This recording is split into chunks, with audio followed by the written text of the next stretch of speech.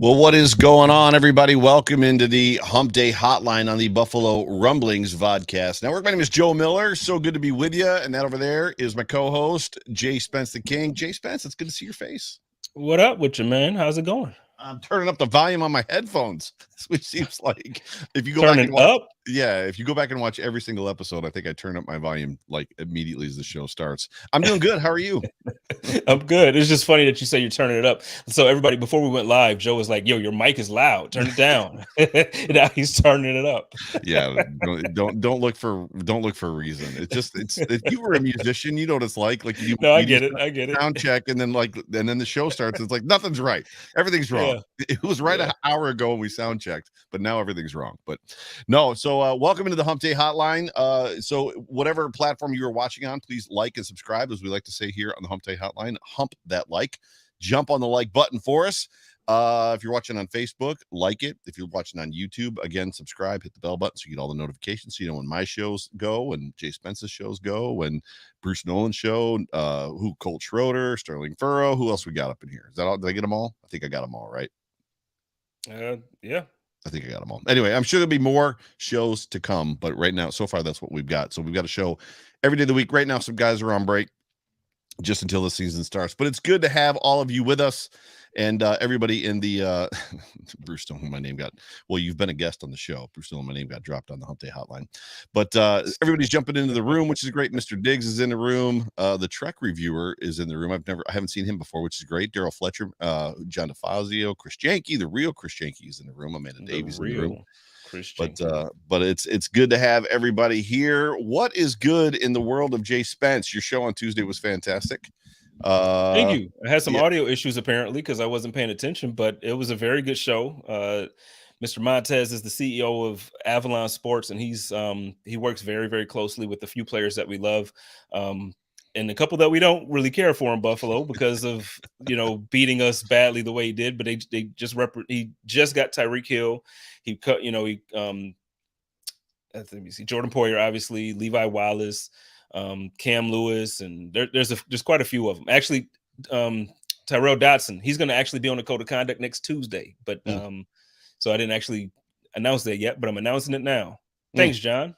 Very good. That's awesome. Yeah, everybody loves you. I love you. Everybody loves you. I love everyone. Things are going good. The weather here in Buffalo is beautiful. The weather there in Arizona, I'm sure, is beautiful as well. We're supposed to rain all day tomorrow, but outside of that, the weather's been fantastic. It looks like we're actually going to get a decent, we've had a decent spring, and we're going to get the continuation of a decent spring, and hopefully we'll get a decent summer to go with it. But everything is good. The Bills are wrapping up OTAs, their final OTA, and then they start mini camps, mandatory mini camps next week, which we'll get into our first topic, which is that with many mandatory mini camps starting next week, Tuesday, it's being reported that Jordan Poyer will be in attendance despite seeking a new contract, which to me, I don't think that's a surprise. I think Jordan's that kind of guy.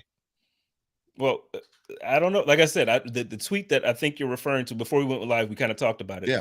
I think the way Sal said it was that he's expected to be there. I don't know if it's been confirmed that he's going to be there, but we'll see. Hopefully he does, because I agree with you. He's that kind of guy. I don't think that he's going to, especially if you're disputing to get more money, I don't think you're going to forfeit money by holding out. So I don't know. I would absolutely expect to see him, just like Sal said, but I can't remember. I thought it was Sal too, but I thought for sure I saw somebody else say that he was, maybe the word was expect. Maybe it was expect, and I just translated that into confirmed he was going to be there. All the Bills, so if you watched the interviews, Leslie Frazier and all the Bills were pretty much talking about, nobody came out and said, oh, he's going to be here. And nobody came out and said, he's not going to be here. They were all very much like, it's going to be, we hope to see him. Yeah, which yeah. I guess is what you would say. But where are you at on the whole thing as far as, do you feel like the Bills are going to make a move? Do you think they're going to be able to make a move? I did a show this past week, the Buffalo Late Night podcast with Thomas DeLoss, rather. I keep calling him DeLoss. It's not DeLoss, it's DeLoss.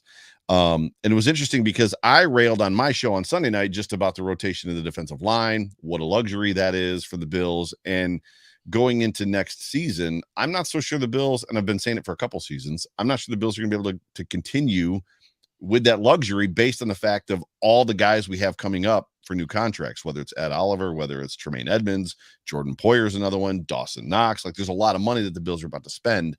Where are you on the whole, just Brandon Beane? I don't know that Jordan Poyer is a guy that you can just let go after this season. I mean, I'll be honest. So I get everybody's.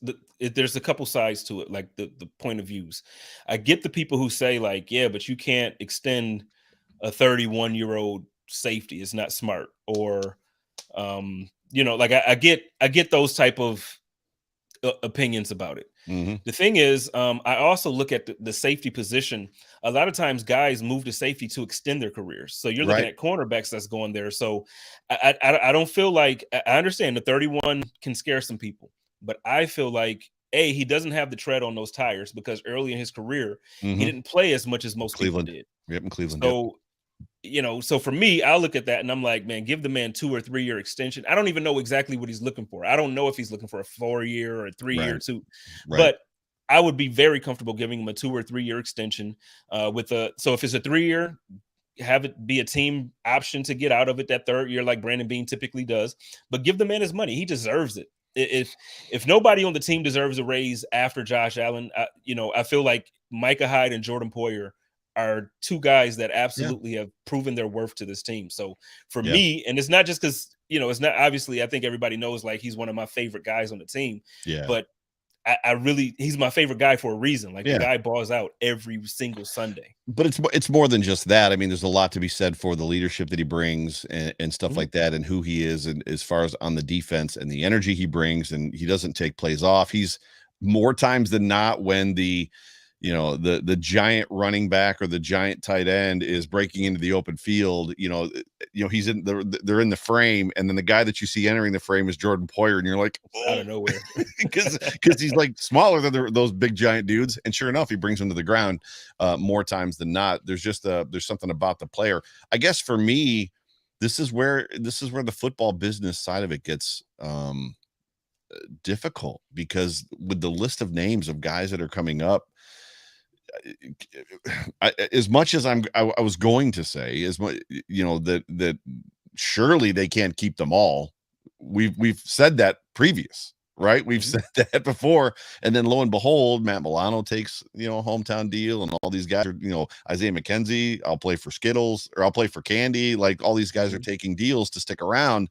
But if you had to sub out Jordan Poyer for one of those other names, like, which one of them becomes, I don't want to use the word expendable, which one of them becomes the guy that's the odd man out to keep Jordan? Because I think Jordan is an incredibly valuable part of this defense.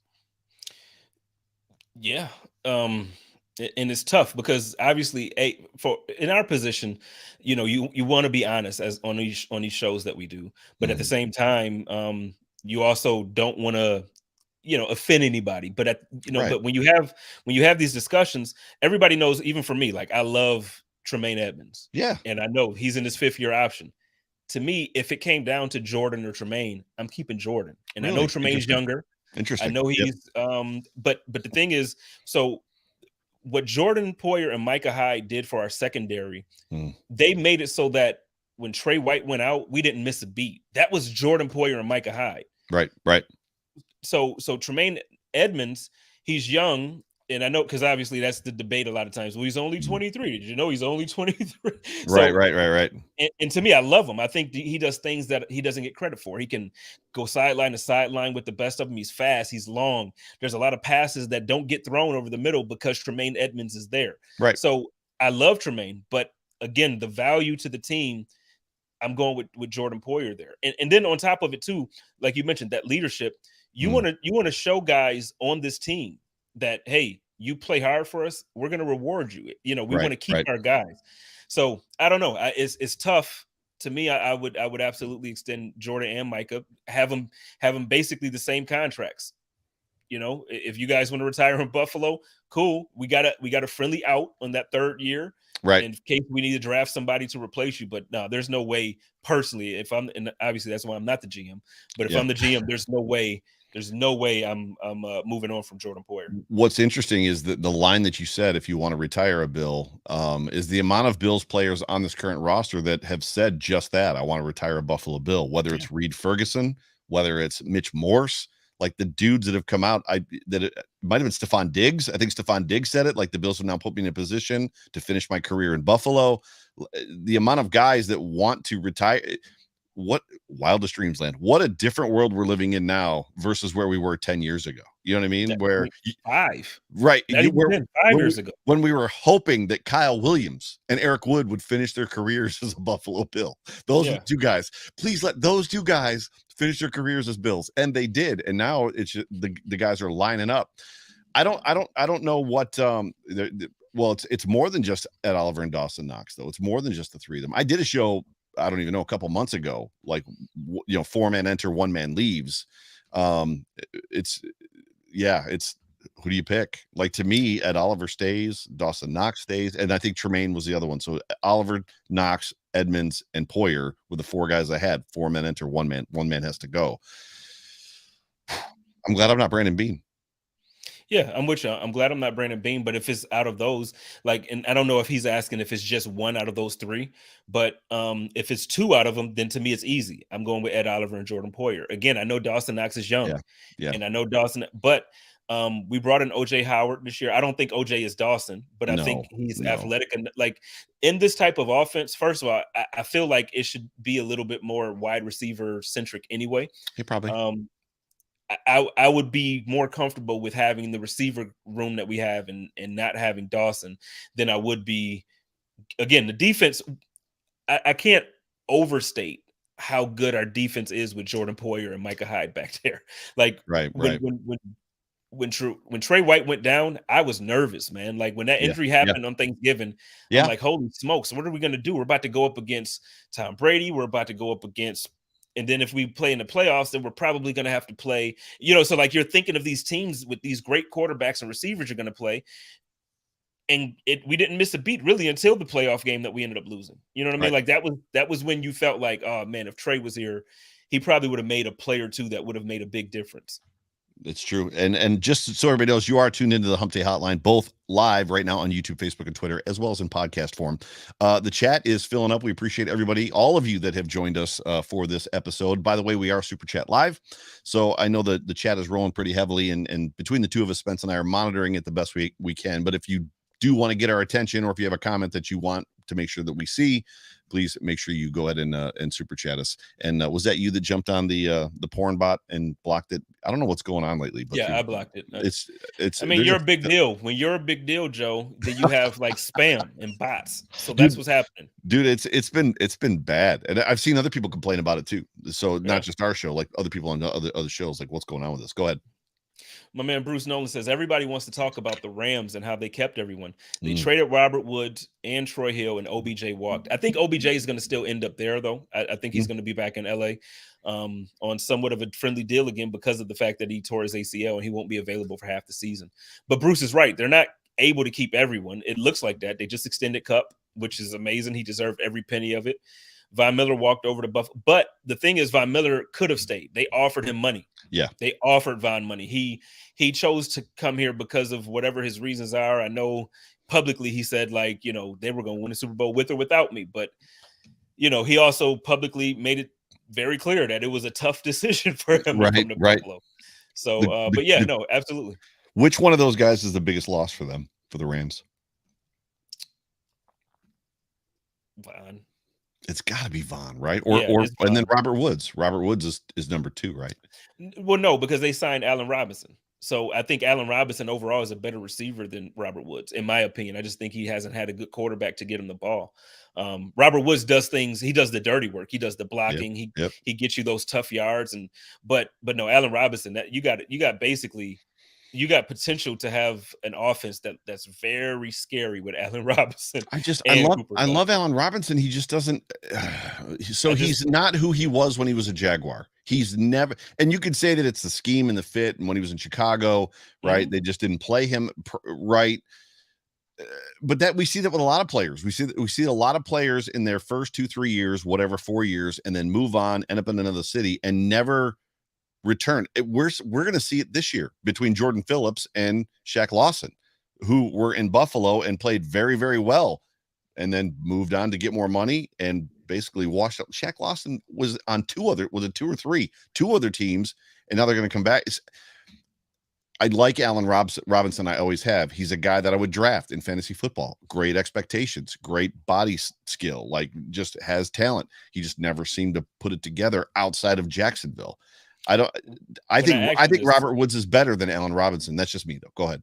Well, when I ask you this, and I promise, and you know me, I don't mean this in a disrespectful way. Yeah. Do you watch Chicago? So that's not disrespectful. Well, no, because some people are like, oh, so you watch the film kind of guy, huh? Yeah, like you talk right. I don't mean it that way. I'm seriously asking. So, I mean, I've watched enough Chicago, based on clearly primetime games. I have the Sunday ticket. So when Bills games are over, they're a team that I generally would watch. There's teams out there that I won't watch. The Cardinals are a team that I won't watch. I don't know why. I know you're a big Cardinals fan. You like the Cardinals. The Cardinals, I liked them when they had Carson Palmer. We are way off track. I'm sorry. I liked them when they had Carson Palmer. I just, for some reason, right now, they're just not a team that I find super, super interesting. And it might be a little bit of hurt from the Hail Murray throw last year, like a little bit of carryover from that. I don't know. But to answer your question, I don't watch them religiously. I'm going to watch the Giants this year. I am legit invested in the Giants football team this year because of Brian Daboll. I want to see Brian Daboll succeed. Yeah. Well, but the reason I asked you about Allen Robinson or about the Bears is because if I feel like if you watch it, you can tell he just hasn't had the quarterback play. He hasn't been able to, it's not him. I just really feel like it's not him. It could be the coaching. It could be, I don't know, but I'm telling you, this year, having the quarterback that he's about to have, having the scheme that he's about to have, and then also having a Cooper Kupp on the other side of the line, like I just don't see it being where, I really think if you get a chance to draft him in your fantasy, do it. Right. You absolutely want to do it. For some reason, it's back. I don't know why, and it won't let me block it. I don't know if you can block it, but I just tried it. Yeah, it said it can't do it. It said there was an error. So there's a lot of interesting stuff coming up, and I mean, when you think about, again, the whole 4-man enter, 1-man leave, when you look at what the Bills are going to have to do, the decisions that they're going to have to make, and yes, I'm aware that Jay Spence stepped away just for a second. He'll be back. It puts us in an interesting position. Jay Spence said that, if he had to choose, he wouldn't choose Dawson because he thinks that this should be more of a wide receiver centric team. For me, I would, he's not here to defend it, but I would disagree with that wholly. Dawson brings value both as a blocker and as a pass catcher to this team, like we have not seen from that position maybe ever. As far as that goes, I was on a show a couple of years ago where we ranked the tight ends for the Buffalo Bills, the top 10 tight ends for the Bills, and that list was pathetic. It was incredibly pathetic. But it's going to be tough.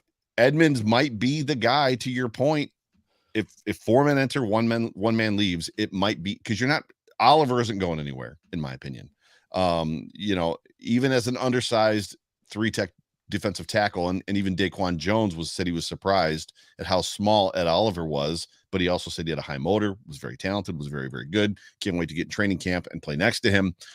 To me, you almost have to wonder if Tremaine is that guy. If they can't keep them all, if Tremaine is the guy that goes, I think it's tough. It's going to be difficult because this year too, if the defensive line is as improved as we hope and think that it is, right. I think it's going to be an opportunity for Tremaine to really just be a beast. And if that happens, it's going to be a hard decision for Brandon Beane to make. Because then on top of that, Tremaine Edmonds can come to the table like, no, you had your chance to extend me for a lesser rate. Now, I bought out this year. I'm this, I'm that. I don't know. Right. I don't know.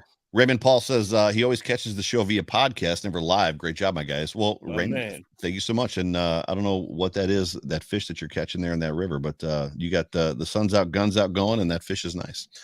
So let's move on to the next topic before we get to what the show's about, which is effectively roster construction. Leslie Frazier in his press conference said, and this is big for me, dude. Like I did the Sunday show about this. I talked about it again on Monday, and it was funny because we were a little bit split on the show I was on Monday night, just based in the fact that I guess the way that I would say it is, it was brought up by Kevin Masser that, maybe the Bills have rotated guys because they haven't had that one dude. They haven't had that havoc wreaker guy that can play 80% of the snaps. And I was like, well, I guess we'll find out. And he's like, we will, obviously. And it's true. Von Miller will be expected, per Leslie Frazier, to rotate and fit into the plan that the Bills use in limiting snaps to keep guys fresh for the fourth quarter, despite Von Miller stating that he does not want to come out of the game. So this is going to be, in my opinion, very interesting because you played sports, right? Mm-hmm. And there's something to be said for coming out of the game too much and not being able to find that flow and that rhythm. And Von Miller is a rhythm guy that, generally speaking, and it speaks to his stats and the fact that he, we call him a closer. Like, we love Von Miller because he's a closer and he's the guy that we're bringing in to close games out. He gets stronger as the game progresses. This is going to be fun to watch for me. I mean, I see it a couple ways. One, I understand the logic behind it. They're very, very careful about trying to make sure once the playoffs get here or the end of the season is here, that we are the healthiest team. Because they, Sean McDermott has said it plenty of times in pressers, the healthiest team typically goes the furthest. Like if you're the healthier guy, then you're doing it. So I could understand them saying, well, Von, you're also not a spring chicken anymore. You're not the youngest guy on the block.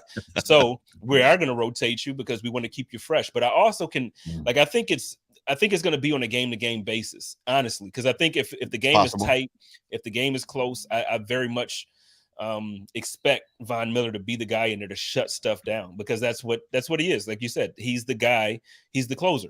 So I don't see it being one of those things where every week he's doing that, because I don't think we're gonna have to. I think we're gonna beat teams down this year. I really feel that way.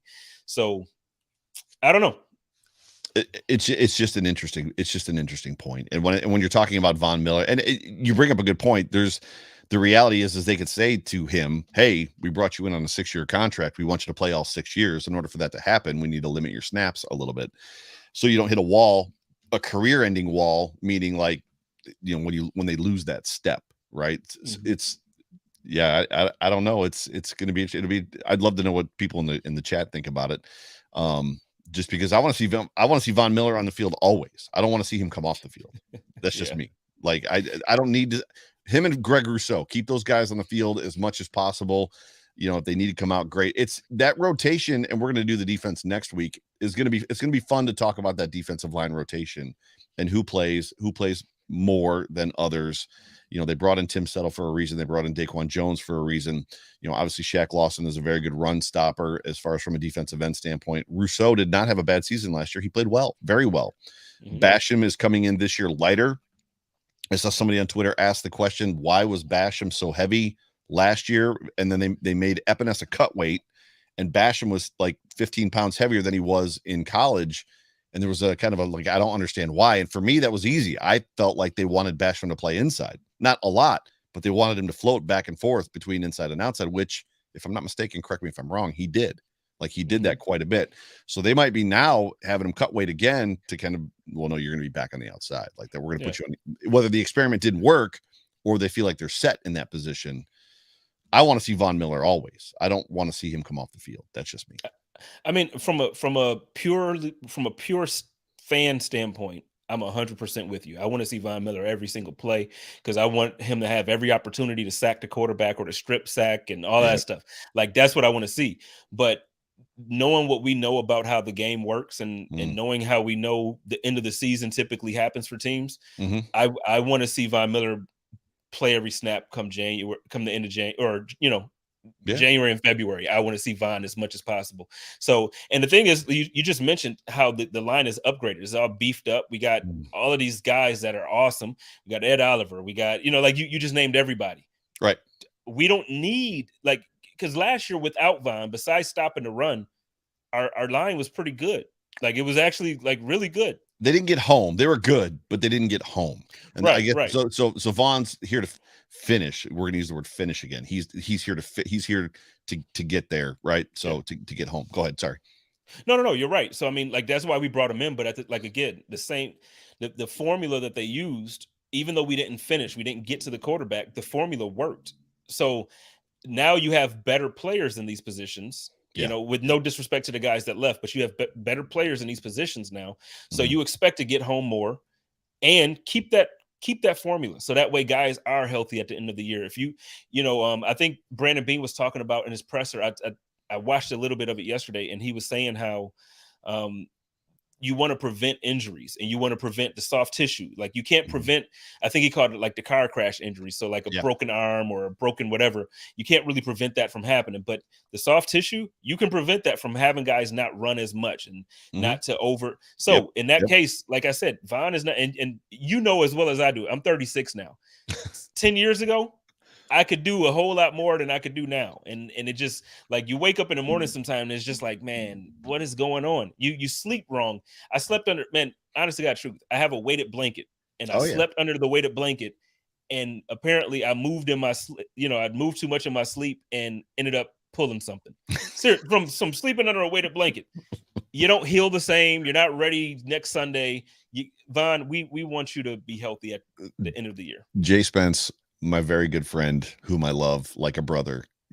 You don't even know what's coming for you, dude. Like 42. Somebody told me wait till you're 40. I complained around 36, 37, and somebody told me wait till you're 40. It was my buddy Dave Lowry. Wait till you're 42.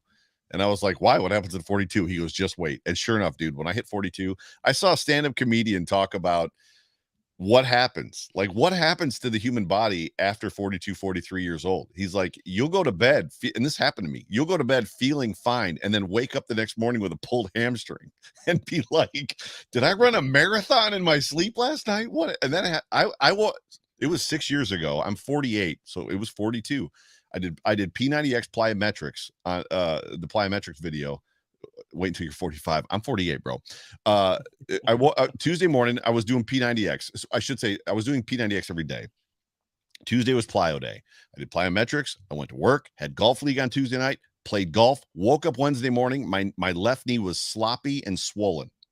And I was like, what's going on with my knee? Went to an orthopedic guy. He's like, you tore your meniscus. I was like, there was no pop. There was no event. I went through the entire, like, I woke up in the morning and this is what he's like, that's what happens. He's like, you're 42. You're over 40 now.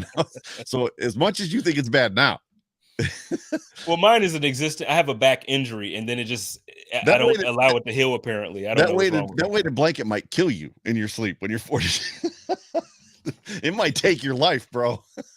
I'm staying away from it for a while is what I'm doing. I got to get this back right, man. I've got too much stuff coming up this year to have a messed up back. Dude, 40 or enough.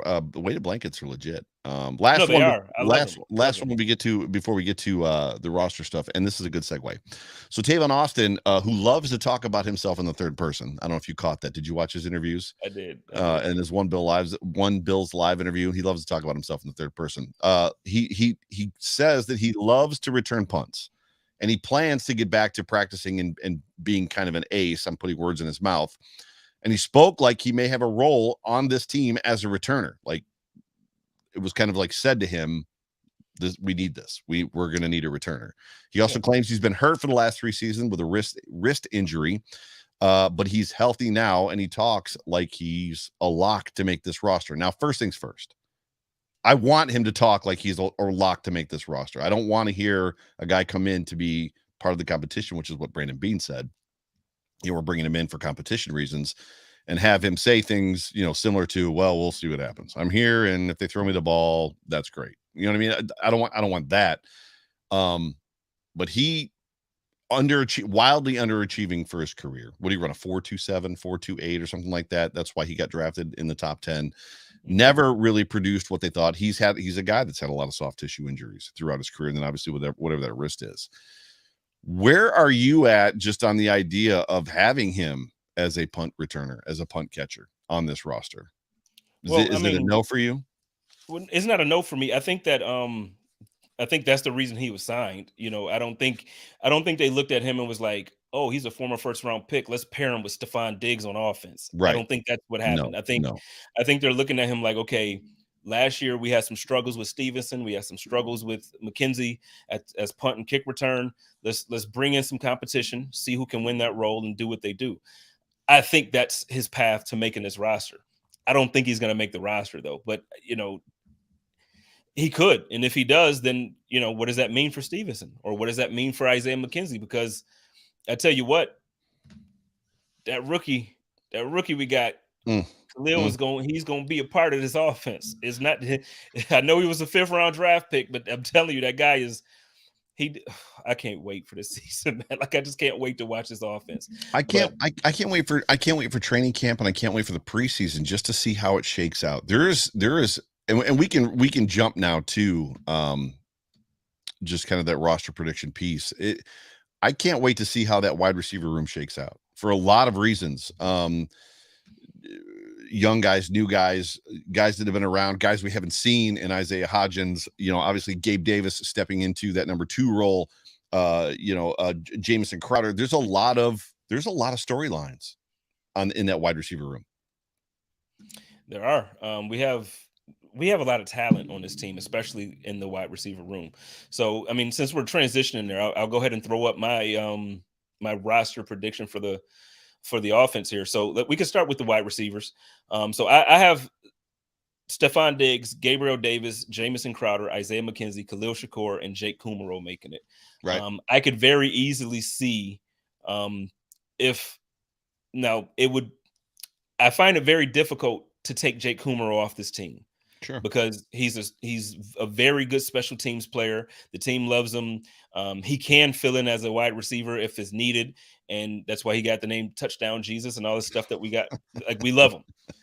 So I could see Austin making this roster, but then if that's the case, I just don't know. I don't know if it's Jalen. So every time I talk about the tight end room, they're like, Jalen's not gonna make it. Are you kidding me? I just like the guy very much. I've watched some film on him, and I've did some research on him. I like him, so I think that he's good enough to make the team. Sure. But if that's the case, I could see them going with 2 tight ends and then maybe adding Austin for that specific role. Well, the only thing is, the last time I had a good feeling about somebody was Reggie Gilliam, and I was like, who? And he made the team. I'm telling you, I'll send you some of the clips that I have, and like not highlight clips. I mean, just like clips of him blocking and him making the right play, and he's very smart. He's a very smart player. So, but when you look at how the roster has been built for a Buffalo Bills team with Brandon Beane and Sean McDermott traditionally, the offense looks like this. And they typically carry the 2 quarterbacks. They typically the running back room. I know Tavon Jones, he's a running back by, with his position as it listed on the roster, but he's a special teams player. And he's one of the best special teams player in the league. So he's absolutely making his roster. I just find it tough when we're talking about those wide receivers, though, man. I find it tough for Austin to make the roster if he doesn't win that role. But then if he wins that role, let me ask you this, and I'll throw this back up in a second, but let me ask you this. If he wins that role, what about Isaiah McKenzie? That's literally you're not that it doesn't surprise me after, has it been 2.5 years that we've been doing this show together? You're in my brain, because to me,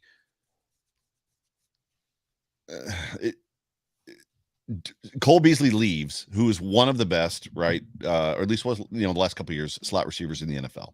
And I know you and I have varying opinions on where he is necessarily now. And I know he's not on the team, and I don't think that's necessarily indicative of his talent. I think it's because he has a specific place that he wants to play in the South where there's no state income tax, which I completely understand. I don't understand why he vacates. And I know that Isaiah McKenzie is not a traditional slot guy, but we saw him succeed and play well. And I'm going to use the word weapon. When his number was called twice, right?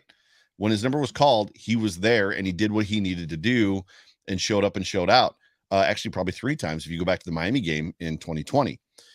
And then what do? They signed Jamison Crowder.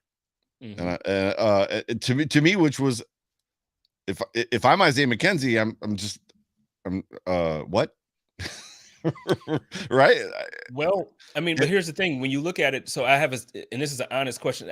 Last year, I looked at it like because I remember before the Patriots game, I'm like, get Isaiah McKenzie involved. He's the key. He's the weapon, and he had a great game against the Patriots. Mhm. But then it just seems like I don't know if it's because of special teams play.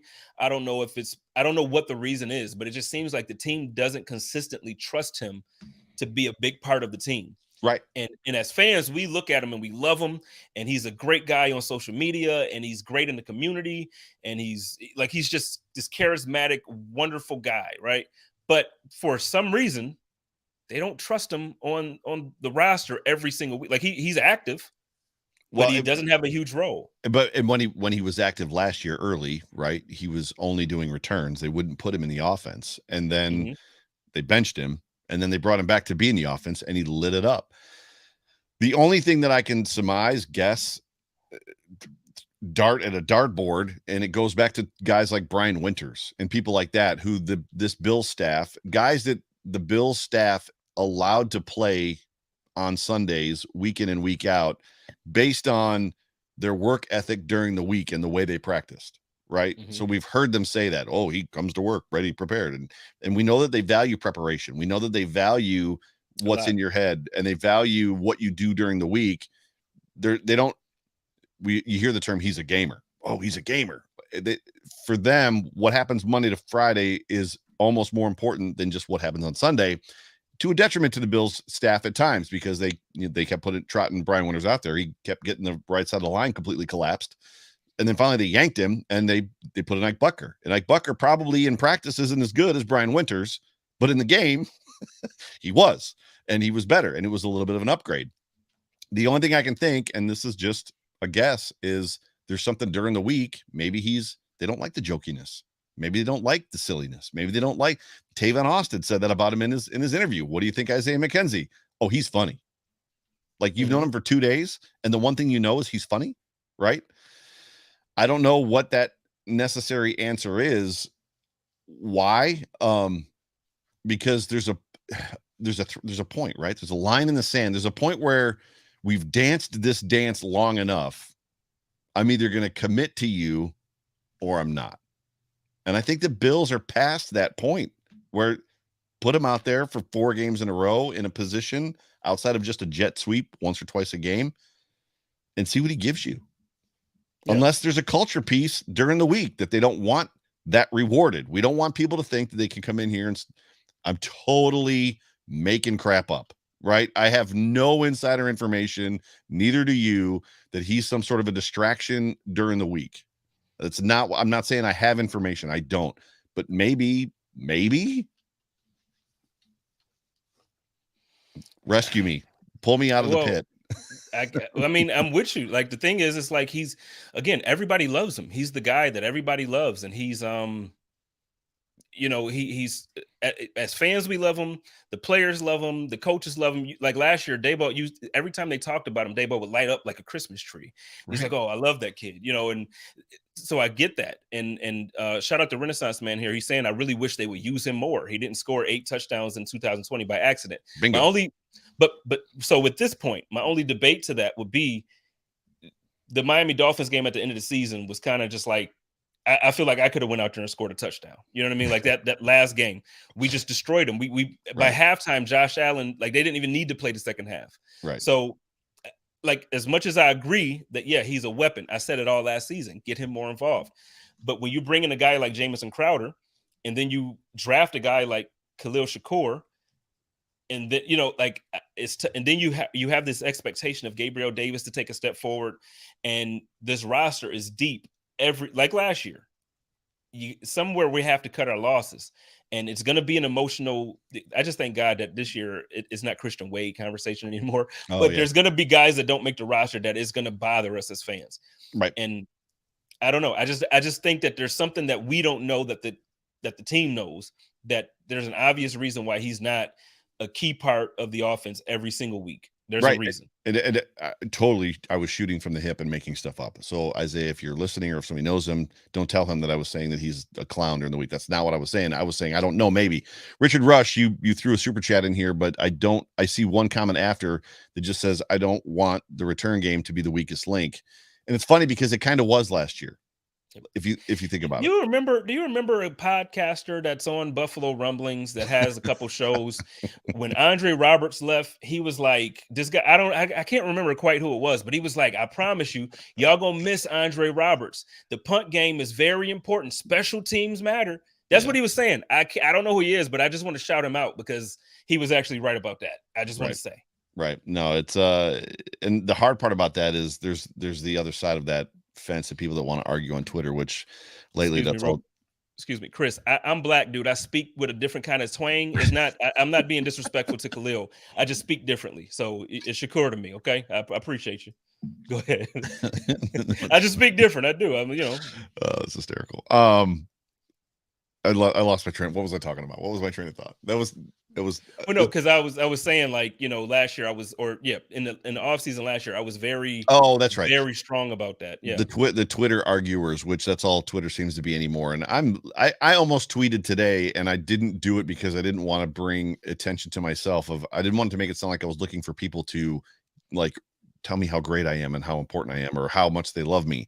I literally almost tweeted today, I'm on the fence between being done with all of this or just going in a totally different, because Twitter is just, anyways, I'll have to say this. There are people that would argue with you, and I remember them arguing with you because he was not playing well. Andre Roberts was where he was last year in the two spots because he got cut from one team, right? The Texans. He got cut from the Texans. He asked to be released from the Texans, but yeah, he got cut. And then did he go to the Chargers? Was it the Chargers he went to after that? Yep. I'd take him back today. I'd take him back right now. So I tell you what the difference is. And I know you just look at the return man and you're like, he's not doing well in Houston. He's not doing well in LA. Does the special teams roster match the team in Buffalo? No. You still have to look at the entire roster. We have Jake Kumaro here. We have Taiwan Jones here. We have the guys that can set up these blocks the proper way and execute. Well said. So when Andre Roberts is the guy that when there's an opportunity, he takes advantage of it. In Houston, there was no opportunity for nothing down there. Like offense, defense, special teams, like they just didn't have anything. So you can't blame, and you can. I mean, I get it. He has to perform either way. But if there's no blocking, there's just no blocking. Like I promise you, I would take Andre Roberts back today. So going back to the initial question about special teams, to me, this is Austin's shot. Austin, if you are that guy for special teams, and he's had some pretty good numbers, decent numbers as a return man. Yes. If this is your role, hey, go in there and knock it out the park. And I don't want to hear. Listen, if Austin makes this team as a special teams player, I'm telling y'all now, don't argue with me on the internet about, well, he doesn't play offense, so we need to move on from him next year. I don't care. Special teams deserves a return man that does that job very well, because it is such a it's a luxury. Richard Russ says, I don't want the return game to be the weakest link. And that's what it was last year.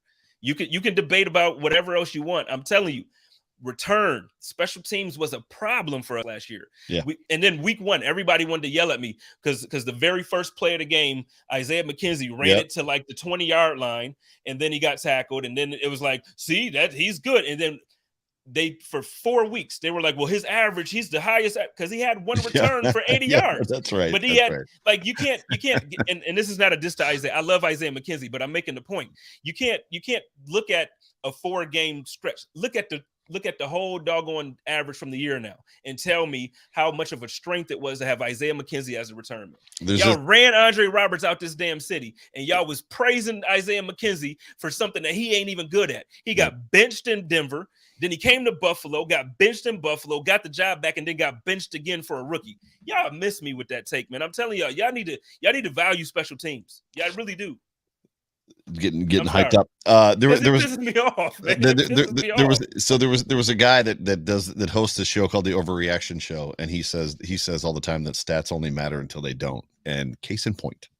Yeah, because I'm telling you that week one, and I ate it. I did. I ate it that week one because he did. He had a great Yep. return. Yep. We And talked about it. I think we talked and about it on this show. We were yeah, like, hey, and maybe he will be 100%. something. And I was like, maybe I'm wrong, but I'm gonna stick with my gut by saying I think Andre Roberts was that dude.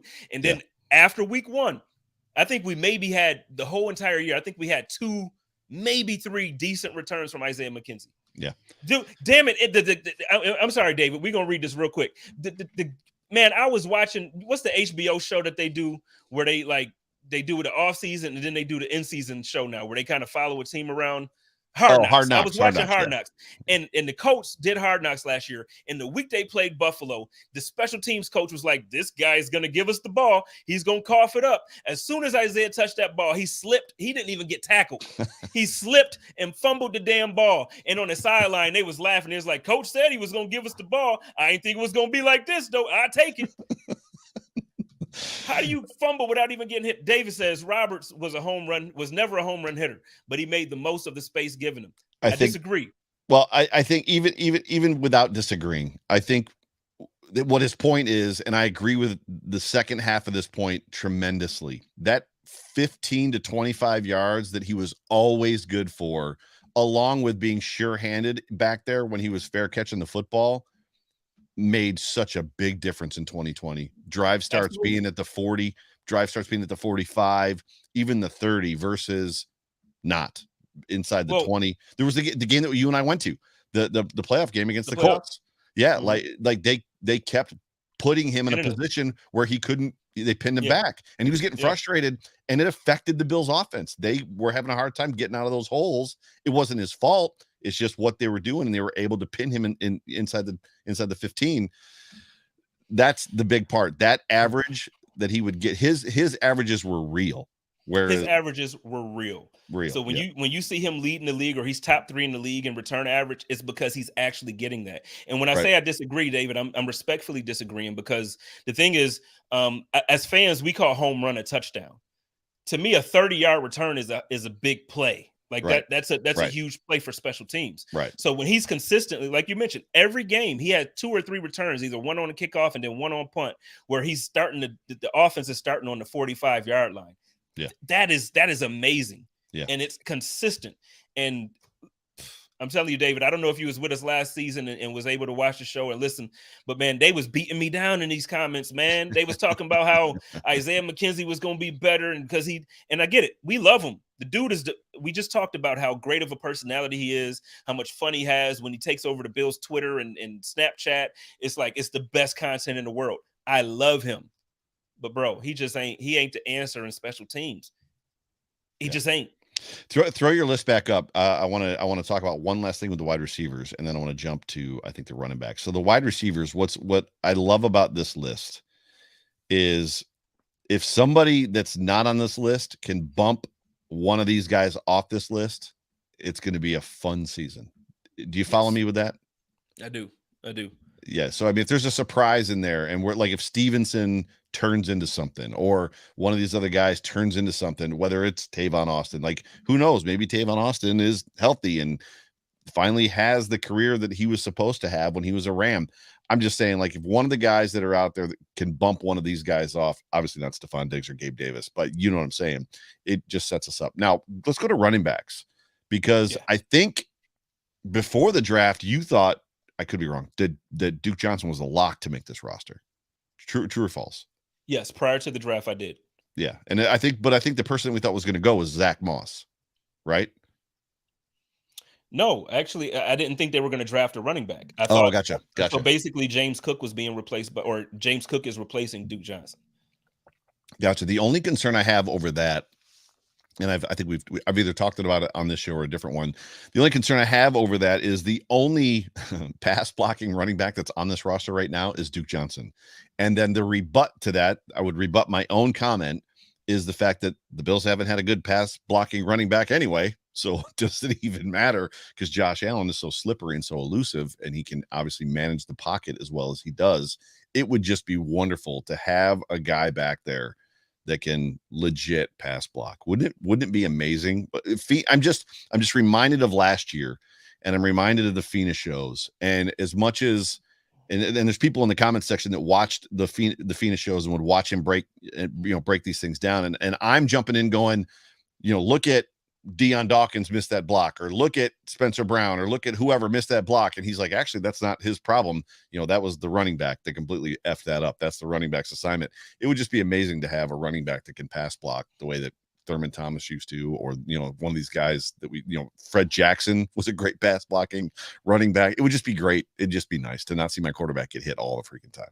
But yeah, I think Motor should have a little bit more respect as far as being a blocking back. I think he wasn't the greatest, but I mean, I don't think that he was bad by any means. And I think James Cook is going to surprise some people in that role. I think he's a lot better than people think. I know the name is big because his brother, but I think he's a good running back in his own right. And I think that the passing attack is we're finally going to see those passes to the running backs that all the fans wanted to see. Yeah. So, but yeah, no, I think unfortunately, we signed Duke after the whole thing happened with the Commanders, and and Duke probably would have made a good fit on this team. But I think if you can go younger, you can go faster, and really, I think almost stronger. I think James Cook is going to surprise a lot of people. So, no, I think the running backs room is they're not going to give up on Zach Moss. He had that injury to his ankle or foot. Motor showed us at the end of the season last year why he's the number one running back on his team. He's not going to get like number one running back carries. Like, he's not going to get 25 carries a game or 20 carries a game. Right. But he's the guy that they trust the most at this point. But I think come end of next season, I think we're all going to be saying James Cook is that guy. I really do. I agree too, and I don't buy into the whole he doesn't have that body type, that number one running back body type. I'm looking forward to him to potentially being that guy. That was another guy we didn't even talk about, Singletary. Singletary's contract is up as well. So it's if he doesn't become that guy, then you're talking about the Singletary get a second contract as a Buffalo Bill. Last thing for me on your list is just, and let's talk about it with with Tommy Doyle actually moving inside to right guard. Where do you see, does that make you a little bit shaky with Cody Ford? And I saw somebody on Twitter comment on this, like, you see the Bills actually keeping 9 offensive linemen. I can, because the Bills generally do, but where do you think Cody Ford is on this team right now? On the bench. Well, that's not what I meant. I meant, is it lock, or do you think it's, because I think I'm not, I know he's a former second round pick.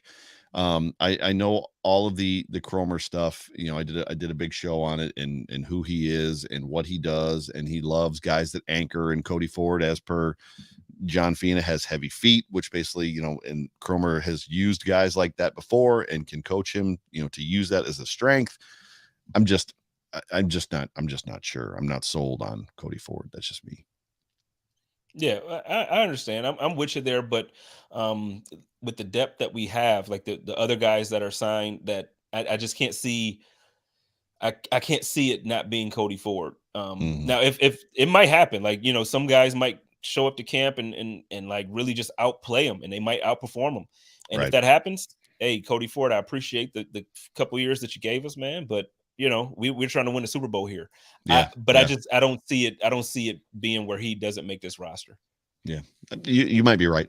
So for me, I texted you earlier, and I was like, I think I'm in the same place with your roster, even with being in the same place. It's Cody Ford, Jalen Wiedemeyer, and then those probably the only two guys that I would, we'll see. Now, I'm gonna tell you where I'm shocked when you text me back and was like, I agree with your list. I was almost positive you were gonna have Isaiah Hodgins on your list. I mean, it's hard. It's hard with the guys that you have on there. It's hard, right? I mean, I love Hodgins. I do. And like you always, you remind us, which is true. His rookie year, he had a better camp than Davis. Before his injury, everybody was like, this guy is going to be that guy. Right. I just think whatever the injury was, I just think his development took a hit in a way, and the team developed without him. Like, they just moved forward. And I think, it's tough to catch up when guys get in a rhythm like this, whether it be practice and game. It's just tough to catch up unless you really just make it known. And can't see it. Yeah, Sarah Larson, thanks for being a part of the show, says, I think we keep 10 when Bucker comes back. I don't think Bucker's going to play this year. So, yeah, I think he's on the pup list. Well, he's got a ruptured Achilles. So that's a 1-year injury. And then he's going to have to, it's going to take some time. So if he's back, it'll be the year after. And much like OJ Howard, who's an actual skill player, Achilles injuries are the kiss of death generally for NFL players. Generally, they don't come Shout back. Shout out to Sarah. She's good people, man. If Yep. you guys aren't following Sarah on Twitter or Instagram and all that stuff, go find her. She is legit. She knows her stuff. She's going to be on the Chop Up this year. And she knows football better than a lot of you guys. I'm telling you for sure. So don't come on there talking crap when she's on there, because I'm going to go off. There you go. Read that. You want me to read it? Vince Taylor says, if you are watching this and you haven't hit that like button, or as we like to say here, humped that like button, what are you doing? What are you doing? The show's about to end, but yes, jump on that like button. I've got 18 likes on YouTube. We're going to need some more than that before we can close this show out. Not that we won't end it before likes come, but please. There's 19. So we got one. We upticked already. There's 20. It's like a telethon. Renaissance Man says, I'm a huge Hodgins fan, and I hope he does this thing in camp, but it's going to be very tough to crack the roster. Agreeing with you. I'm rooting heavy for him, though, to somehow make it. I'm with you. Like, I'm rooting for everybody, like, which sounds crazy because you can only roster 53 guys, but I want all of these guys to succeed. Can I really, actually, yesterday, did you see the guy making up stuff about Bills fans saying that said Bills fans didn't want Crowder to succeed? Well, I believe he backed up on it. And what he said was it's in the fantasy, like dynasty fantasy dynasty stuff. And that ain't no fans though. Like if anybody's putting fantasy football over real football, you're not a fan of football. You're a fan of fantasy. And that's a different conversation. There is not one Bills fan that has any player on this roster hoping and wishing for their demise. We want every guy to be the best version of themselves, like the team preaches. Yep, for sure. And when you look at that wide receiver, and we've hung around the wide receivers a lot for the show, which is great. The top three are uncuttable, in my opinion. Jamison Crowder does not get cut from this football team. So the first, and Khalil Shakir is not getting cut from this football team. So then the only two guys on that list that are potential cuts are obviously a special teamer, right? And Jake Kumaro, and then potentially Isaiah McKenzie, which means that somebody is going to have to, as I said, really show up and be special, right? To be honest, I think Jake Kumaro is a lock for this team. I'm not saying that he's not. Right. No, I know. I'm agreeing with you, but I'm just saying, like, I think it comes down to if a wide receiver is going to be upset, I think it's going to be Isaiah McKenzie. Like, when you look at the contract that he signed, when you look at the way they used him previously last year, I think if there's a guy that is, I don't want to say expendable because I love the guy, but if there's a guy on that list that I feel like the value isn't quite there, if Austin wins this punt kick return, what are we really going to do with McKenzie? Like, we haven't used him in that role. We got a new offensive coordinator, so we don't know. Maybe it is different.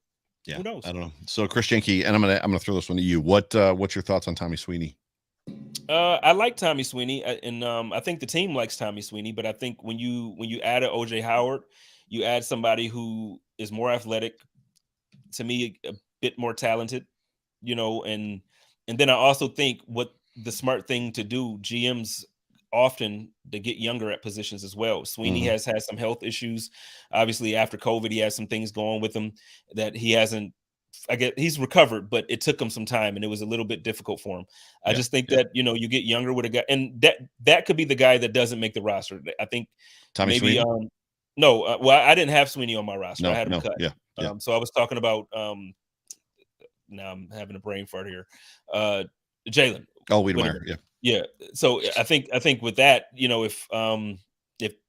if that's the case, they might keep Sweeney because they like him and they drafted him and all that stuff. But I don't see it. I really think that we've seen the last. Now he might be a practice squad player this year if another team doesn't pick him up. But I just think for the type of offense this team wants to run, I think we're going to see OJ Howard and Dawson Knox really do their thing. Yeah, y'all are chatty tonight. And Daryl Fletcher says, with Crowder and Shakir having the skill sets they have, or that they do in the slot, McKenzie has a tall hill to climb, honestly. And it's not just Crowder and Shakir. Isaiah Hodgins is also a slot receiver, so he can play all over the field. And as can Gabriel Davis can play in the slot as well. So that's a very, very, very valid point. Man, Let me ask you this about Davis, because I mean, it's been a while that I've talked sports, and I know we got to go. So, yeah. Do you think that Davis is as good as his last game showed us? I think that I think it's all about design. So do I think that so there's elite, right? Stephon Diggs is elite. Stephon Diggs, Devontae Adams is elite. There's guys out there, that can beat double team consistently and can beat triple team coverage. Then there's the guys that feed off of and can be very, very good in their shadow. And I think Gabriel Davis is one of those guys. Do I think that there's people that have been like, oh, once Stephon Diggs retires, Gabriel Davis is the guy. I'm not sold on that. Yeah, I'm not sold on that. Do I think that he can live and survive and be an amazing wide receiver? The talent that he brings and the skill set that he brings and the toe touches and the boundary catches and the things like that and the possession stuff that he brings, it's very James Lofton-esque. And I know that's going way back, but when you look at what James Lofton did for this football team when he joined the team opposite Reed, it's very similar, just to be sure-handed, tall, big-bodied guy that when the ball's thrown at him, he's going to get it. He's going to come down with the football. Can he be a number 2? Yes. Can he be the wide guy? I think all day long. I'm confident in it. To me, I'll be honest with you, I think he should have played all year last year. As much as Emmanuel Sanders, what would Bean say? Has the skins on the wall? As much as he has the skins on the wall, I probably would have preferred to see Gabriel Davis play all last year. That's just me. Yeah, and actually, somebody just said something I was going to say after. To me, I not style of play, but he's Peerless Price to me. I think he's Another absolutely Robin. Another good comp. Yep. He's a Robin, and it's nothing wrong with being a Robin. Like Batman needs a Robin, and I think Stephon Diggs, obviously, he's here for a long time. He's going to be our Batman, but I think I would be nervous. I would be nervous if, for any reason, we had to start Davis as our number 1. Honest to God. Did you see that before you said it? No, it was Chad that said, because I was thinking it, but I was waiting for you to finish. Chad. Oh, Casey yeah. said, if Davis can be a Peerless Price, I'd sign up for that. Yeah. Yeah, but your Robin comment is perfect. That's absolutely perfect. So you've got to have a Robin to the Batman. The other piece of that, when I said that it was scheme as it pertains to Gabriel Davis, when you're talking about him getting attention. So however they're going to cover Stephon Diggs, and Stephon Diggs has not lost a step. So he's going to be a monster this year again if teams don't lock him down, which they're going to try to do. Now the problem is we watched the Chiefs lock down Stephon Diggs, and Gabe Davis destroyed the Chiefs, even though in a loss. Well, so now we're gonna have to do something about giving him some attention. Well, Dawson Knox is coming into his own. You got Jamison Crowder in the slot, and oh, by the way, the potential of James Cook, which I was listening to WGR 55. I don't remember which show this week when I was driving, and they were talking about the targets. Josh Allen threw something like 80 passes to running backs last year. So the targets are there for James Cook. Those targets are going to be there for him. I just don't know. To me, yes, all that to say this: scheme, who he is, body style, Robin to Batman. I think he could be very successful as a Y. And with the new, and we can get out of here after this, but with the new coordinator, I think he's going to adopt certain things that Brian Daboll did. But I think this guy, he was a quarterback, and he his mentality is pedal to the metal. I think we're gonna. I think it's going to be opportunity in the passing game for everybody to eat. Like we could potentially have 2 1,000-yard receivers on this team and a couple like really big. It could be one of those Peyton Manning type seasons in Indiana where he had just like everybody eating with Edgerrin James in the backfield. Like it could be like that this year. Yeah, David, the chat has been fired for this show, and David Levin has been on top of it as well. And we'll end it with this. He says, and Davis seems to show up big in games, and that cannot be understated. Like you cannot say that enough, whether it was that Colts game, that playoff game that you and I were at, and you and I were on the side, like where were we? We were the Bills 48-yard line. I think we were like, I don't even know, 36 rows up. And the catches he had, and you and I were like, was he in? It was incredible. Yeah. And it was like back to back. He had it on one sideline, and then he was in front of us for the second catch. And it was so you're right. He shows up in big games. And but again, he shows up in big games where I feel like teams 100% focusing on Diggs. Because that game there as well, Diggs he didn't perform like Diggs because they doubled him. They had some bracket coverage. They did some things where Diggs just couldn't succeed. And Davis was the guy that said, okay, I gotta beat the guy I'm lining up with. And he did. So I love Davis. I think Davis, obviously, he's a lock. That guy, I love him. And he caught the football in some serious moments. Yeah. I mean, Big moments. I watch those replays now when they're on the NFL Network, when they're on Good Morning Football, whatever. And I think to myself, what if he didn't make that catch? Like the last touchdown. What if he didn't make that catch? Or what if he didn't make the deep one that Josh threw to him? It just they were just clutch. He was and when clutch. you look at that, have you watched the game over? Yes. So you can't do it. Oh, you did watch it? Yeah. And I tried to watch it, I think, a third time and turned it off. Yeah. So I've watched the Patriots game a bunch of times. Well, yeah, I'm sure. I've watched the Chiefs game, I think 8 times now. And every time that I watch it, man, I'm seriously super impressed with Davis. I'm super like but see, my takeaway from that game is Josh. Oh yeah. And I know there were other things to do, but Josh, he went into a different stratosphere in that game. And yeah. I'm hoping that going forward now, like now we have our version of whatever great quarterback you want to enter in that conversation. So you want to talk about when Aaron Rodgers really became Aaron Rodgers. I think that's the Josh that we have now. Yeah. You want to talk about when Tom Brady went from like really doing well and learning the game, then to taking over every game and being that guy. I think now we see Josh as like he's not sugar high Josh no more. Like and he hasn't really been sugar high Josh for a little bit, but he still kind of had that stigma where people were like, yeah, he turned it over. That's Josh Allen. I think now is like Josh is really, and the league loves him. He's like the league darling. Like he's everywhere. He's the face on everything. I just think it's time, man. Did you hear Kyle Brandt? Was it, I think, yesterday? It might have been this morning. It was I don't think it was this morning. I think it was yesterday. No. Kyle Brandt yesterday. I know what you're going to say. Kyle Brandt, and I agree with you. Kyle Brandt yesterday said that Josh Allen could throw 80 touchdowns and not win a game and win the Super Bowl. And I don't know if that would meet the expectations that we have for him this season. And it's true. Like it is true. Yeah. But if you were going to say that Good Morning Football will never be the same without Kay Adams and Nate Burleson, you're 1,000% correct. That show is 100% what I was going to say. Nate is my guy. Kay is my girl. Like there was just magic with those four. It was just magical with those four. And I know Bills fans, at times some of us didn't care for Kay because she was a little bit more critical of Josh. But I think Kay, I think she was honest for herself. Like, I don't think it was like that she hated on Josh. She loved Josh, but I think she was expecting to see it on a consistent. Like I said, last year, there was still a small stigma. Like, well, is Josh really ready to take that next step? Now I think he took that step and it's like, okay, let's get it. Yeah, well, what Kay was doing, because Kay was big on Josh in 2020 and then early 2021. And what that show does well is somebody always plays the devil's advocate. Somebody always plays the opposite. And Kay a lot of times was the person that was playing the opposite. And then she would always go to Burrow, right? Versus Josh Allen, who everybody was, especially Mike Robb was on, like losing his mind over Josh Allen. But let's get out of here. Why don't you get us out of here tonight?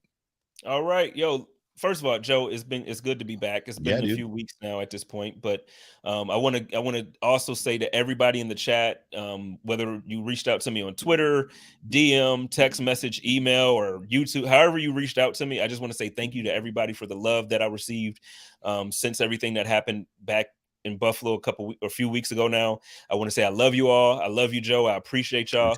And hey, y'all know how we do it over. You know how I do it over here. Y'all take care of each other, love each other, and live in peace. And as always, y'all stay positive, test negative. Go Bills. Go Bills.